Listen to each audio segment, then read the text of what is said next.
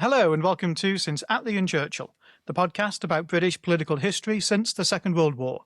I'm Lee Evans, a historian of the Conservative Party. And I'm Richard Johnson, a historian of the Labour Party and Lee's husband. In each midweek episode, we will be marvelling at glorious pearls of contemporary British political interest.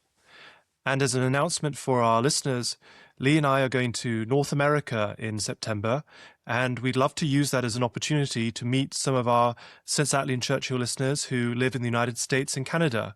We're going to be going to Boston, New York, Washington, D.C., Montreal, and Ottawa. So if you live in any of those cities, please get in touch with us. Let us know if you'd like to meet up with us and perhaps some other Since Attlee and Churchill listeners who live in your local area. The information about how to contact us will be in the show notes. Absolutely, we hope to see some of you there. I wanted to kick off this midweek episode by thinking a little bit about what Andy Burnham is trying to achieve in his, should we use the term, first 100 days. It's a cliche of American politics to think about the first 100 days. And in the early 1960s, Harold Wilson, when he was Labour leader, appropriated the idea to suggest that he would have 100 days of dynamic action if he were to become Prime Minister. And I was thinking about that the other day, because when I look at what Andy Burnham is doing in his first days, weeks and months in Number 10, I start to wonder what he is really doing, because I have a few criticisms I really wanted to explore in the podcast and actually get Richard's thoughts on as well, as I'm pretty sure he'll disagree with them. The first of those criticisms is I don't think Andy Burnham has yet made the transition from being Greater Manchester Mayor to actually being Prime Minister of the country. Not just because he's very focused at the moment on Number 10 North and is often seen as being just still linked very much with that geography, but also many of the issues that he chooses to focus on. He's not a Prime Minister so far who looks like he's wrestling with the big challenges that the country faces, minus a speech that he gave on social care, which actually seemed to amount to bringing forward the review that somebody else is doing into how social care might be reformed. The things that he actually has focused on, actually seem to be issues which Andy Burnham, the Mayor, was very comfortable with and haven't elevated himself up to Andy Burnham, the Prime Minister. And what do I mean by that? Well, to give some examples, I thought I'd focus on another sort of growing concern or criticism I have about the way in which the Burnham Premiership is shaping up. And that's that so far, I almost wonder if we're experiencing the Martin Lewis Premiership rather than a real Andy Burnham one. Because what is Andy Burnham coming up with? Well, returning to the old Conservative policy of the £2 single cap on bus fares, removing VAT on household energy bills, a relatively small business rate cut for some pubs, announcing new rules to make it easier, or that he wants to see new rules to make it easier to end subscriptions. These are all perfectly good and helpful things in and of themselves, but they're basically of the scale of, say, Martin Lewis, the money-saving expert, doing a YouTube video to say, here's how you can save £40 over the next 3 months by changing to a different internet provider. These are not the sorts of massive issues we expect the Prime Minister to take on. And when it comes to some of the bigger stuff that we've heard the Prime Minister float, well, I actually think the strategy around it has been pretty chaotic. I mean, let's look at one of the big issues that's dominated the past couple of weeks, the early release of prisoners. Now, I think there were two options that Andy Burnham had on this. One of them was to say basically nothing about it. Leave it as Keir Starmer's policy, that he would not particularly interfere in, and try and focus on other issues. Or it was to intervene and do something radically different with the policy to make sure that you could shake out some of the really unpopular effects of that policy in terms of who is getting released early. I actually think Andy Burnham has failed completely to do that. I mean, if you look at what's happened in the last few weeks, 23rd of July, Burnham announced that the policy was being paused, the early release of prisoners. Sensible thing to do, I think, if he was to go down that strategy of fundamentally changing it. But then by the 4th of August, the scheme was back on, but with some new exceptions. People pointed out that some of the people who would be released early were the people responsible for the death of PC Andrew Harper. About a week later, Burnham was saying he was confident that their release could be prevented.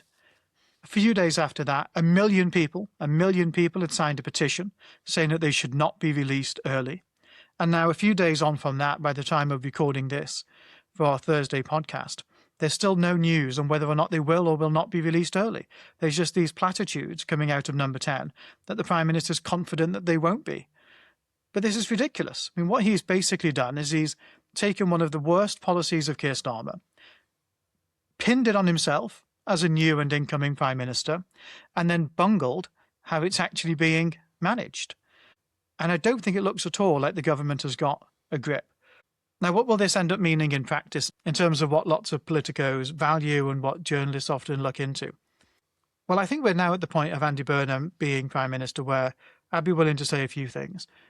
Yes, there's been a Burnham bounce, but actually it's really modest.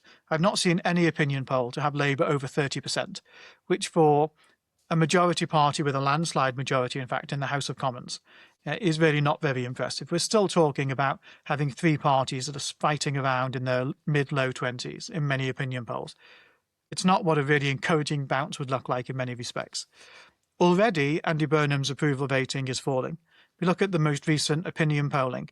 After there was a big spike in the Prime Minister's ratings, last week it dropped. He's still in positive territory, the only person in positive territory, we should say, of the main party leaders. Badenoch is in second, tied pretty much with Ed Davey, the Lib Dem leader, and then the most unpopular leaders in the country are Polanski and Nigel Farage.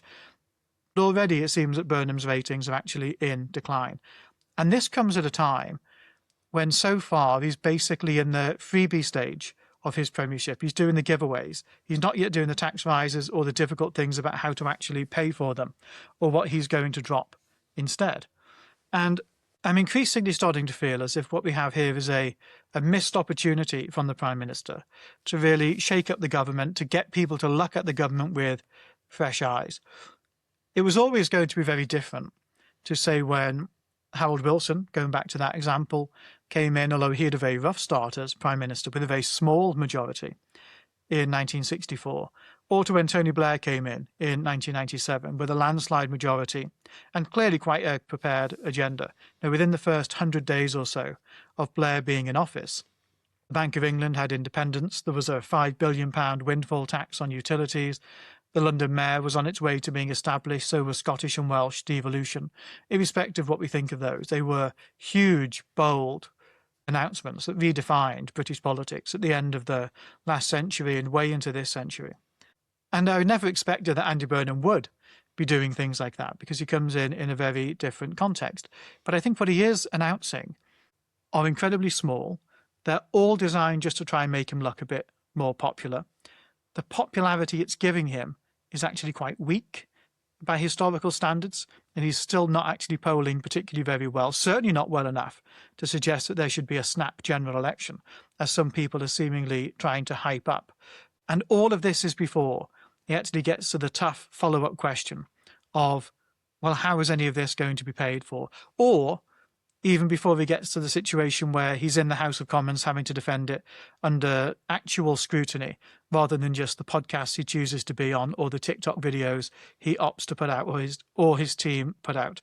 I increasingly think this is a fumbling start from our new Prime Minister, and that when we get a bit more meat on the bones of Burnhamism, things actually will start to go downhill.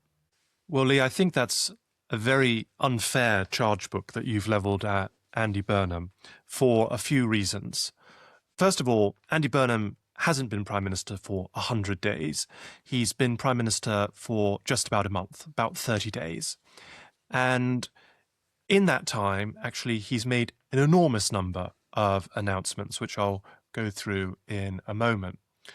Secondly, I think your criticism comparing him to a Tony Blair or a Harold Wilson isn't especially fair either, given that Andy Burnham became Prime Minister mid-term, hadn't stood in the previous general election, comes in a by-election in really quite extraordinary circumstances.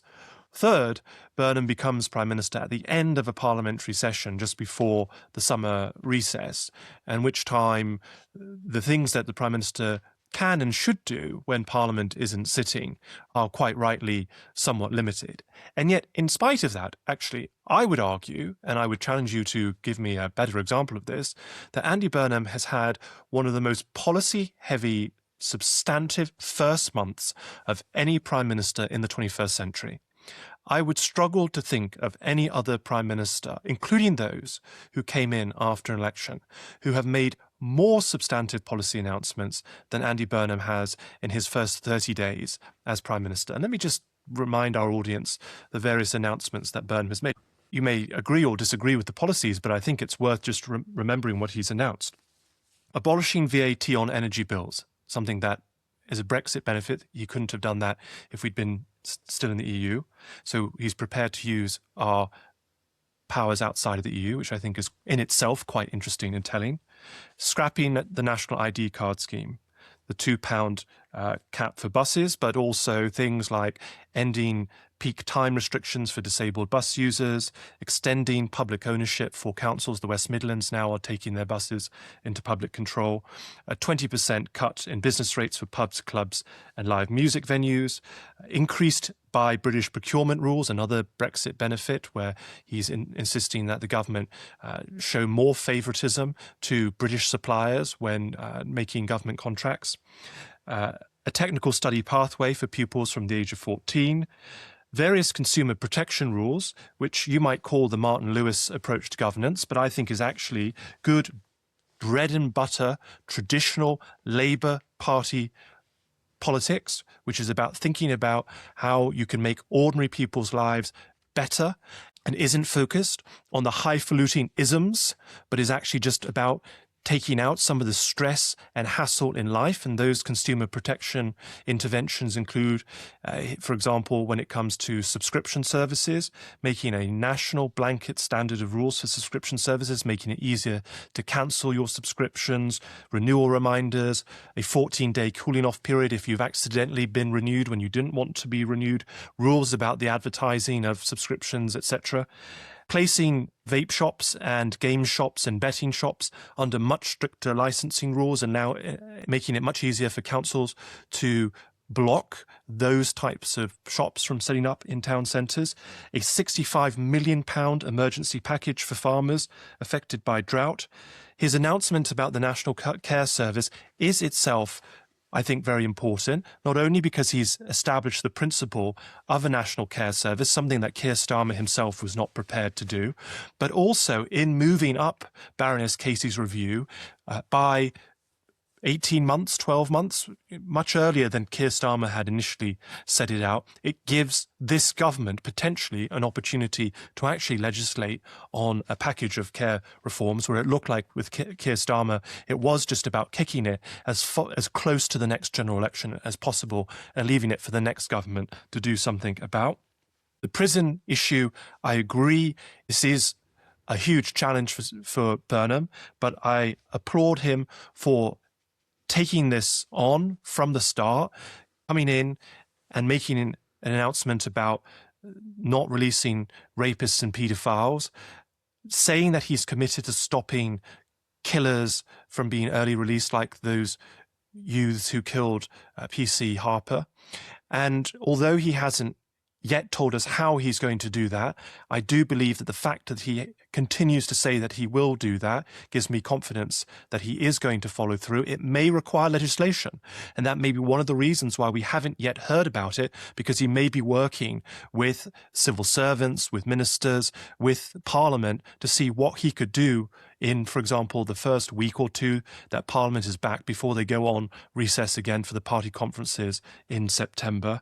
A £442 million package on rough sleeping that he announced today, relocating asylum seekers away from the poorest parts of the country, putting them in middle-class areas, to much anger from many local Lib Dem MPs who claim to support sanctuary counties and then complain when their posh areas become areas of sanctuary for asylum seekers. Now, you can say you don't like these policies, you think they're bad policies, but they're real policies, and they're policies that people can see, in many cases, really feel in their day-to-day lives. And this is all before Parliament is even sat. It's in his first month when the MPs are on recess, are on holiday. And we've still got, in the first 100 days, the hallowed first 100 days, we've got Labour Party conference, we've got a budget, we've got who knows, maybe a new King's Speech after the party conferences. We may even have a general election. Those are the more appropriate places for the Prime Minister to set out those great big policies that you want to see. But in the meantime, rather than just kind of sit and wait and twiddle his thumbs or make big, vague announcements without really any understanding of how to deliver on them, because I think you would criticize him on both of those counts, quite frankly, if he had done those. Burnham has realized that there are some things where he can click his fingers and they can happen, and there are other things where he can't just click his fingers and they will happen, but where he can click his fingers, he's clicking away in ways that I think make a difference. And look, I support many of the policies that he's announced. There are some areas where I would offer critique, or I think he could go further, or he could say more. And I'm not just saying this because I'm a Labour supporter, because I'm very happy to criticise Labour leaders. And anyone listening to this podcast knows that I've been doing so ever since we started this podcast when Keir Starmer was Labour leader. But I genuinely think Andy Burnham has had a stronger start than any Prime Minister, Labour or Tory, in this century. And let's see what happens in the remaining 2/3 of his 100 days. But I think the first third of the 100 days has actually gone very well. Well, that was a very enthusiastic reading out of a list of press releases from the government, but most of that does not actually add up to all that much. And most of it doesn't add up for the reason that you said, because this is all before the budget. This is all before any money. Most of what you've said there is just a press release without any substance at the moment. Some of it, such as the announcement on homelessness and the announcement around farmers, is a reallocation of some existing budgets. So something else is being cut in order for that to happen. A couple of them are just the dropping of deeply unpopular and unwanted policies from the last Prime Minister, such as the digital ID scheme. And like you say, the big one on social care is a sped up review. I stand by my criticism. Personally, if I were Andy Burnham talking about doing politics differently, I wouldn't summarise doing politics differently as being wearing a T-shirt rather than a shirt and tie as I make my tours around the country. I would have actually tried to do something substantively different. I actually would have said, if I were him coming in, actually I'm recalling Parliament. That the first weeks of this government are going to be spent in the House of Commons setting out an agenda, and we're going to be debating that agenda. We're going to be actually making measures on it, and we're actually going to make quick progress. If you were to add up all of the good intentions of recent prime ministers over the last 10, 15 years that were announced, as Burnham has so far, that actually end up coming to naught, then we would have reams and reams and reams of paper of announcements. I actually think he should have shown himself to be different by actually taking some early action rather than just announcing action. I think that's really unfair. I think if Burnham had done exactly what you just said he should do, you would be criticising, saying he has no mandate to do this. People didn't vote for this. He's come in as Labour leader, and no one, not even the Labour members, voted for him. No one in the country voted for him. He didn't stand on the manifesto. And now here he is. He's not even had any time to consult or think. He's just laying down great big bills in August without any thought this is going to store up problems for later. No, I think, look, he has an opportunity to do big things in the next couple of months. And I'm very confident that we will see those things when Parliament returns. I don't think it's a bad thing that in the summer, in August, as he came in at the very end of July and throughout August, his new team, his new ministers are working on what those bills are going to be able to lay them down before the House of Commons, either when Parliament returns at the start of September or after the party conferences. In the meantime, he is actually making announcements that aren't just gestures in the sense of there will be no change. He's actually saying this will happen. And in the coming weeks and months, the things that he said will happen are going to happen. And to be honest, he's doing what Keir Starmer ought to have done when Starmer became Prime Minister. But instead, rather than make announcements that are announcements that improve people's lives, make people feel like the government is on their side, picking the people to be on the side of and the special interests to be against, I think he's done very well indeed. And to be honest, the last 4 weeks has underscored to me how absolutely politically negligent Keir Starmer and Rachel Reeves were, and what terrible damage they did to the Labour Party and squandering 2 years of a Labour government. And Burnham has come in very difficult circumstances, very constitutionally unusual, if not improper circumstances. And I think he's playing a very difficult hand, actually very well indeed. So let's see where things go. Let's see if your cynicism is borne out. But at this stage, as someone who's really spent since 2010 feeling very negative and cynical about British politics, I am not allowing myself to succumb to that cynicism quite just yet. I wish our new Prime Minister will. I want him to succeed, and I think he's made a good start of it. I don't accept the argument that Andy Burnham has a difficult hand. I mean, he's come into Parliament with a massive majority, unchallenged for the leadership, the best part of 3 years to go in a Parliament, and basically with very little political baggage from the mistakes of Keir Starmer and the last 2 years. I don't accept that that is a difficult inheritance, except for the fact, and this seems to have got worse in the time that he became Prime Minister, that the UK has got the highest borrowing cost now in the G7. It's costing more for the UK to borrow money than it is other comparable countries, and that will restrict the ability that he has to do these things. But that is a problem that so far he is failing to do anything about. On the idea that I would be criticising him if he recalled Parliament for a lack of mandate. Much better to recall Parliament and have a debate in the House of Commons about what you want to do than just going around the country making TikTok videos announcing it. There is a debate to be had about a mandate, but essentially that is a political argument rather than a constitutional fact for the most part. Of course, opposition parties will say, if he tries to deviate from Labour's 2024 manifesto, that he has no legitimacy in doing so. There will be some sense in which he might decide that he ought to have an election if he wants to do something particularly radical. But realistically, he's got a big enough majority in the House of Commons that if he wants to get something through, he can. And if it's not in the manifesto, it may mean he gets a trickier time in the House of Lords than he otherwise would. But also that's far from guaranteed either. So it's a political limitation in terms of the arguments that people will make that he wasn't elected on this manifesto and has inherited Keir Starmer's manifesto from 2024. But it's not likely to be, I don't think, a meaningful limitation on what he actually does in office. Just finally on this idea that he's only just become Prime Minister. Sure, in one sense that is true. But of course, Andy Burnham has wanted to be leader of the Labour Party since at least 2010, when he first stood for the position. He's wanted to replace Keir Starmer as Labour leader for quite a long time too. People will remember all of the hullabaloo and the potential Burnham challenge to Starmer that was discussed last October at the Labour Party conference. He's not come into this without ever having had an idea in his head about what he wants to do. But so far, the ideas of what he wants to do are a combination of Andy Burnham, the mayor, and Martin Lewis. And the country's challenges are so much greater than that.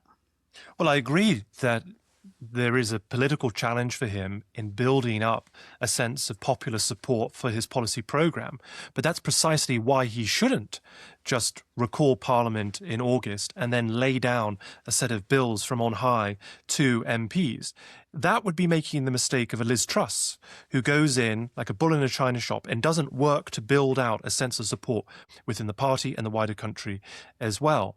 When you criticise Andy Burnham for going around the country making TikTok videos, actually what he's doing is he's building a sense of a popular mandate for the policies that he wants to unveil. And he's making political arguments as he does that. It's quite important, in fact, that he does that rather than just says, I've had this secret plan all along, now I've got the keys to the castle and I'm just going to govern however I like. He is in a difficult position politically because he is a prime minister leading a government on a manifesto that he never even stood on in a general election. And that really is quite unusual in our political system. I guess you have to, I suppose, go back to Alec Douglas-Home to think of a prime minister who is leading a party on whose manifesto he didn't actually stand on at the general election.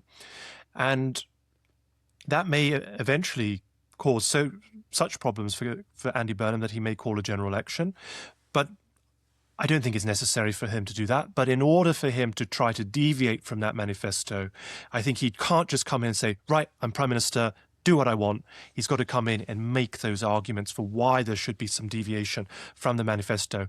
And let's see what happens on things like North Sea oil, on water nationalisation, things that Keir Starmer was not prepared to support or put into the Labour manifesto.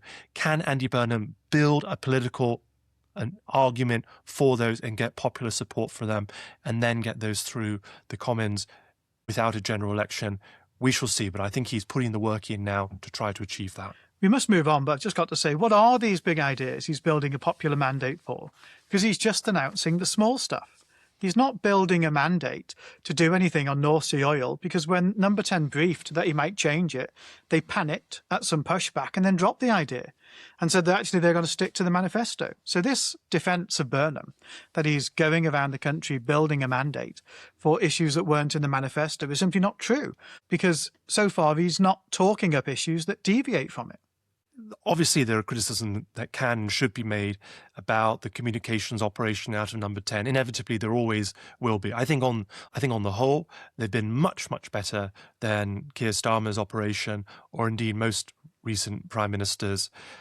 I would encourage them to have the courage of their convictions, to push back against the civil servants, the judiciary, those who tell them you can't do this because of X, Y, and Z, you can't do this because there's some quango that says you can't do it. But actually for Andy Burnham to say, like on North Sea oil and gas, look, there are national security reasons, there are economic reasons why I have to deviate from the Labour manifesto, and I will do so. Let's see what happens. I don't think it's a done deal on many of these things yet, and I think in the next few weeks, leading up to Labour conference in particular, I think let's see. I suspect we will get some big shifts. If we don't, I'll criticise him. I won't quite join your full critical bandwagon, but I'll be happy to say where he's let me down. Richard, what's your matter of interest this week? Well, on a matter of interest, which I think takes a little bit of heat out of today's discussion, one which is more of a curiosity than a debating point, I thought I'd talk today about US states which were previously independent countries. And so here I'm not talking about parts of the United States that were once part of another country or another empire. So I'm excluding, of course, the former British colonies or the parts of the United States that were part of the Spanish Empire or the French Empire or the Russian Empire or Mexico. I'm talking about those which stood alone as, in effect, independent states. Now, creating that category is actually more challenging than it first may seem, because identifying what is an independent state is partly a question about there's an assertion of independence and then who recognizes that independence. And for many of these examples that I'm giving, there was an unqualified recognition. But here are the US states that I think have a plausible claim to being independent countries, or at least 3 of the 4 that I'm going to share with you. The first, and I think the most famous, is Texas. Texas, of course, had been part of Mexico. There was effectively a civil war within that bit of Mexico that was Texas, and Texas declares its own independence from Mexico in 1836 and becomes the Republic of Texas. And for nearly a decade, Texas is seen by the United States and other countries around the world as its own independent republic. It had its own constitution. It elected its own presidents. Sam Houston famously was president of the country of Texas, and it received official recognition from the United States, France, and the United Kingdom. It should be said that Mexico itself didn't recognize Texas's independence, so that is some qualification there. Mexico sort of saw Texas, I suppose, a bit like how China sees Taiwan, a breakaway province that, although functionally operated independently of Mexico, was still sort of spiritually or legally part of Mexico. But that is a plausible state to fit in this category. I did know a smidge about that point on Texas, but isn't there some peculiarity about how it has the ability to divide itself or something within the United States? There's some special status that it has, which I've always assumed stems from the fact it was its own separate country. That's right. So states in the US cannot unilaterally subdivide themselves into other states. So it's sometimes been discussed, for example, maybe California there should be a Northern California and a Southern California and a Middle California, or perhaps even more subdivisions than that. If you think about California as a state today of nearly 40 million people, well, there are some US states that have just over 500,000 people. If California wants to do that, it actually needs the approval of Congress. That's set out in the Constitution. But when Congress admitted Texas into the United States, part of the agreement of admitting Texas into the United States was that Congress basically signed off preemptively the right of Texas to subdivide itself further. The legislature of the state of Texas, without going back to Congress, could feasibly divide themselves up into up to 5 different US states if they wished to do so. That some of the reasons for that, we don't have time to go into that now, was related to the balance of the slave power in the United States and getting slave states weighted representation according in the United States Senate. But anyway, that still remains a power of Texas. The second candidate, I think a much weaker claim, is California. If you ever look at the flag of the state of California, it's a very distinctive flag. It has a great big bear on the flag, and underneath the bear it says California Republic. And so you might look at that and think, oh, so California was a republic before it became a state. Well, the California Republic existed in name for about a month during the Mexican-American War in the 1840s. And this was when a group of people in the Mexican state of California wanted to be independent of Mexico, a bit like Texas, and declared California was an independent country, basically following the Texas playbook. But before that really established any permanence or set of recognition from other powers around the world, the United States took over California, and eventually the United States won the Mexican-American War, and California was one of a vast set of territory that the United States won off Mexico in that war. So I think that's a weaker claim, but I suppose you could make the argument. The third, which I think is a good claim, very good claim, probably the strongest claim, is Hawaii. Hawaii was an independent kingdom run by a native Hawaiian monarchy as a united kingdom of Hawaii, of all the Hawaiian Islands being united under one kingdom for many decades before Hawaii was brought into the United States. And in the case of Hawaii, it's a very, in my view, very sad and tragic tale where the final queen of Hawaii, Queen Liliuokalani, was overthrown by the basically white American plantation owner class that had increasingly settled on the Hawaiian Islands and wanted to have greater powers of exploiting the native Hawaiian population and the growing population of Asian migrants who were coming to live on the Hawaiian Islands. And so they increasingly weakened the power of the Hawaiian crown. Then they overthrew the Hawaiian monarchy. They established a Hawaiian republic, and then a few years later petitioned to be annexed, brought into the territorial possessions of the United States, basically becoming a colony of the United States at the end of the 19th century. But before then, you can look at the Kingdom of Hawaii, or even that brief-lived Republic of Hawaii, as an independent country. And the final one I want to share, which I think is possibly the least known of the states that I'm mentioning, is the independent country of Vermont. Now, the history of the Vermont Republic, or sometimes it's known as the Green Mountain Republic, of course, Vermont, it comes from the French Green Vermont, mountain, Vermont, Green Mountain Republic, comes from a territorial dispute within the British Empire over the land which is now Vermont. And basically there was this complicated dispute between whether Vermont actually belonged to New York State, whether it belonged to New Hampshire, whether it was its own thing. And in the 1760s, George III issued an order in council at the advice of the British government that Vermont belonged to New York. So if that had remained, the state of New York would have had this sort of funny jutting out bit that it doesn't currently have. That would have been Vermont.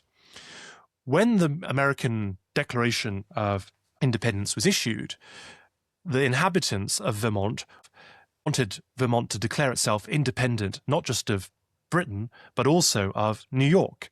But it was not granted permission to do so by the Continental Congress. Basically, New York vetoed Vermont getting this independent status.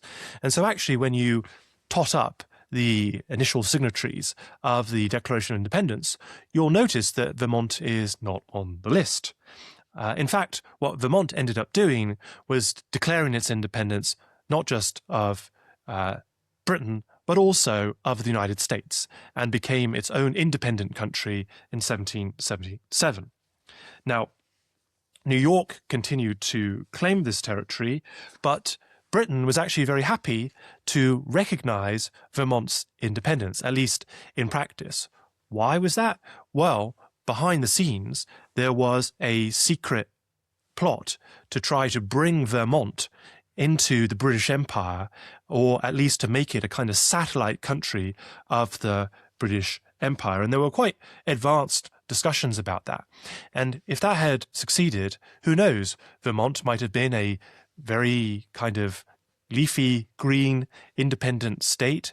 It might have been subsumed into Canada eventually. But in the end, basically, Britain's military losses in the American Revolution made this a less and less desirable and plausible move for Vermont. And eventually, Vermont was brought in as part of the United States. But that didn't happen formally didn't happen until the 1790s.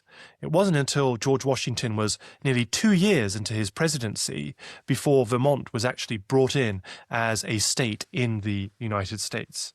Now, you might say with Vermont, as with California, and also as with Texas, in all of those instances, there's dubiousness as to the fully independent status of those countries. I think Hawaii is a more clear-cut case. But anyway, I just thought it might be interesting for our listeners to know about the statehood of US states before they became US states. Well, it is very interesting, and there was a lot there that I didn't know, and I'm conscious this is much more your domain than it is mine. But some of the things that ran through my mind as you were speaking then, one of them is, of course, in the grand scheme of many countries, this is all recent history. And when we're talking about Vermont or California or Hawaii joining the United States, this is all a long time after, say, the merger of England and Wales. You can debate sort of when that most meaningfully happened, but some stage between the late 13th century and about 1542, England and Wales basically becomes governed together. Put against that, this is all relatively recent, but what is interesting is that the United States doesn't have particularly pronounced secessionist or independent movements, just in general, but also in lots of these areas, in the way that, say, many European countries, not just that Welsh example, of course, there's Scotland, but there's also European countries as well that have secessionist movements in France, in Spain, in Italy, which are sometimes dealing with more recent mergers, but in other cases are dealing with ancient ones by comparison.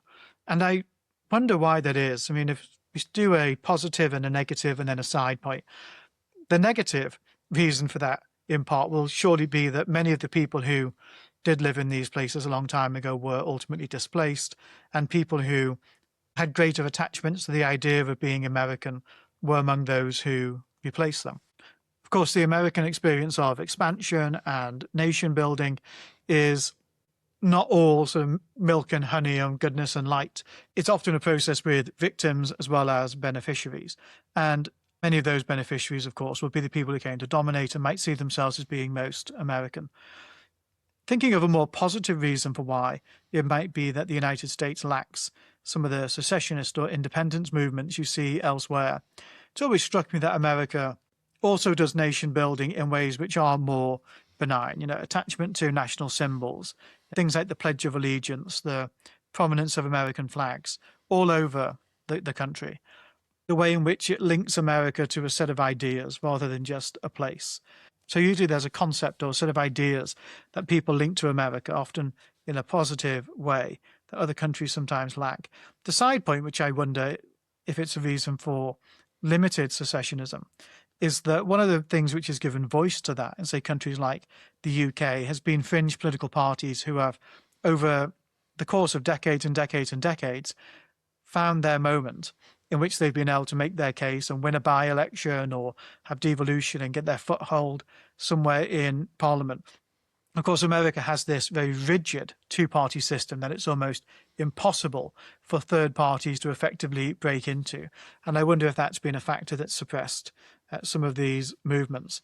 On the point about the recency of American nation building compared to, say, the creation of the United Kingdom, I'm often struck by this when I hear Scottish nationalists or Welsh nationalists talk about wanting to separate from the United Kingdom. And I think, gosh, the United States was formed well after Scotland and Wales and England were integrated into the Kingdom of Great Britain. Hawaii was brought into the United States in 1898. That's 1 year before my great-grandmother was born, who I met. So if I've met someone who's basically was born at the time that Hawaii was brought into the United States, you might, I think, rightly wonder, why is there not a stronger Hawaiian secessionist movement? Or if you take the big economic powers like Texas and California that do have something of this kind of separate history, obviously part of that is because there's the taboo of secessionism in the United States that's been created as a result of actual secessionism that did happen in the American Civil War. And I never tire of saying more Americans died in the American Civil War than Americans died in all American wars before or since put together. And so that obviously has an impact on American national psyche.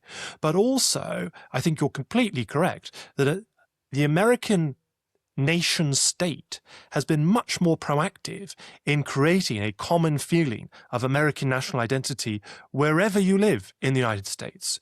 You might even call it muscular unionism.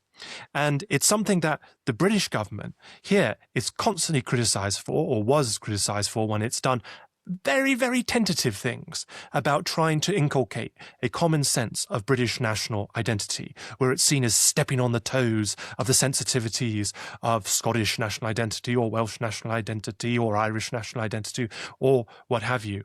Whereas most countries are much more relaxed about this and realize that part of the strength of the country is ensuring that there's something that wherever you live in the country, you can hold on to and say, we are part of one national family. And personally, I think the United Kingdom could be much more muscular in its unionism and encourage it to do so. And then finally, the point you made about breakaway parties, you're absolutely right. In the United States, there are far fewer examples of successful smaller parties. There's complicated reasons for that. One of those, I think, is the institution of the presidency, which creates an incentive, if you want to be a player in the political space, to work within the two main parties that can plausibly win an electoral college majority. Obviously, in the past, you did see secessionist parties in the American South, both in advance of the Civil War with the Southern Democrats, or in the period which I've and others call the Second Reconstruction, where you saw the Dixiecrats, who had a much clearer sense of separate identity, although they weren't calling for outright secessionism in the 20th century. The other more recent example is the Alaskan Independence Party, a party which has called for Alaska to have basically full powers of autonomy or even national independence. That party has had very limited success in Alaska. It had some success in the 1990s where there was an Alaskan governor who was elected from the Alaskan Independence Party. But one of the reasons why these subnational separatist or secessionist parties don't do very well in America is because the national parties, the Democrats and the Republicans and the political leadership in Congress and the president, give them no truck.